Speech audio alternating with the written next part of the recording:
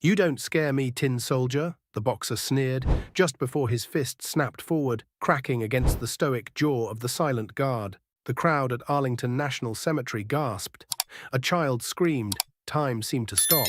Marcus Mad Dog Dalton, a former heavyweight champion, known more for viral knockouts than respect, had come to the tomb of the unknown soldier as part of a promotional video. He wore sunglasses, a designer tracksuit, and the swagger of someone who believed the rules didn't apply to him. But the moment he stepped over the black rope into sacred ground, things changed. "Sir, step back," the sentinel had said. His voice ice-cold, his M14 rifle tight in hand, dressed in full ceremonial uniform. The tomb guard, a member of the 3rd U.S. Infantry Regiment, known as the Old Guard, never broke posture, never blinked.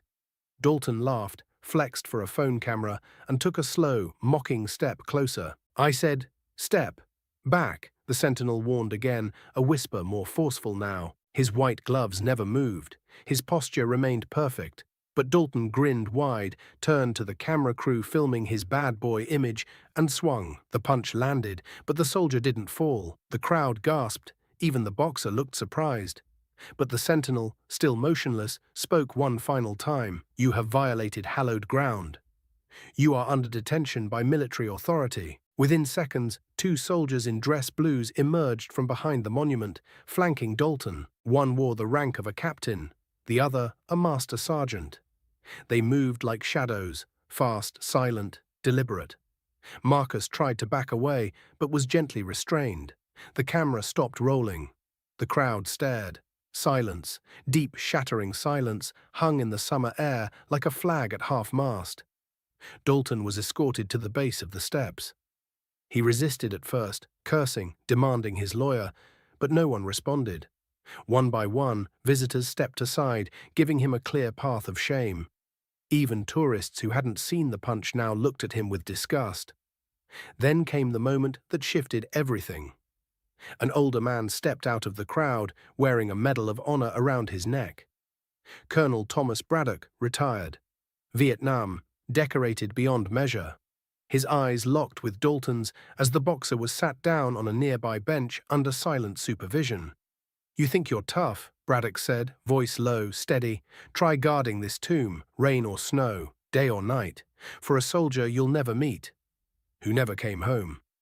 Dalton didn't speak. For the first time, he looked unsure. The colonel stepped closer. "That man you hit, he memorized 21-second walk cycles, stands in a wool uniform in 100-degree heat. Hasn't smiled in months, all to honor someone whose name we don't even know.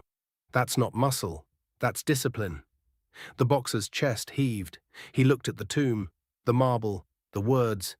"Here rests in honored glory an American soldier known but to God." Something broke in him. His mouth opened, then shut. He took off his sunglasses. The crew behind him slowly lowered their cameras. Even the social media manager put her phone away. Dalton stood, shaky now, and asked, "Can I apologize?" The captain looked him over. "You can." Together they walked back to the silent sentinel, who still hadn't moved. Dalton stepped forward and for the first time in public bowed his head. "I disrespected you, and this ground. I'm sorry." The sentinel didn't nod, didn't flinch, but another soldier behind him did. A slight gesture. Enough. Then, without ceremony, Dalton stepped back behind the rope. As he turned to leave, someone clapped.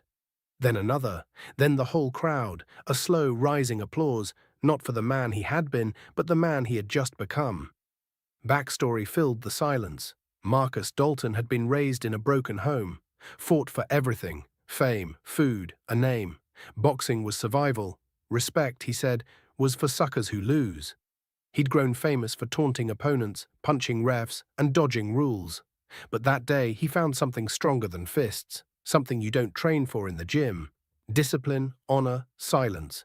And that sentinel, he had a name too, Specialist Andrew Morales, 23, third-generation Army. Trained 18 months for a position fewer than 700 men in history had held. That punch hit his face, but it hit a nation's pride harder. Marcus never returned to boxing after that day. But he started something else. He launched a foundation called 21 Steps to teach discipline and honor to young fighters. First lesson: visit Arlington. Final scene: a year later, Marcus returns in a black suit, no cameras, no crew.